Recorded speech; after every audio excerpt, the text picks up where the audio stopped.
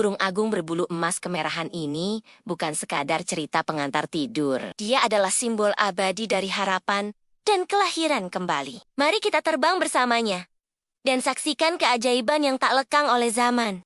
Setiap 1000 tahun, ketika usianya mencapai puncak, Phoenix tidak menua dengan lesu. Sebaliknya, ia mempersiapkan sebuah ritual agung. Ia membangun sarang dari ranting-ranting, paling harum kayu manis, mur, dan dupa. Ini bukan sarang biasa, melainkan altar terakhir sekaligus tempat kelahiran pertamanya.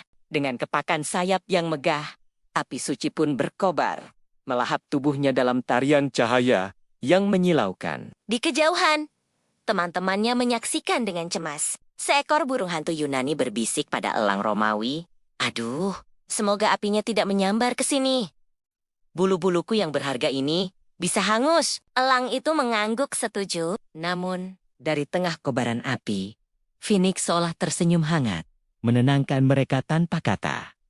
Ini bukanlah akhir, melainkan sebuah permulaan. dari tumpukan abu yang hangat, keajaiban pun terjadi. Seekor Phoenix muda yang lebih cemerlang dan kuat bangkit. Ia meregangkan sayapnya yang baru, menebarkan cahaya keemasan yang menembus langit. Ia terbang tinggi, melintasi kota-kota kuno, membawa serta nyanyian merdu yang menginspirasi setiap jiwa yang mendengarnya. Kehadirannya adalah pengingat bahwa bahkan dari kehancuran total sekalipun, kehidupan baru yang lebih indah bisa terlahir. Kisah Phoenix mengajarkan kita satu hal yang sangat penting.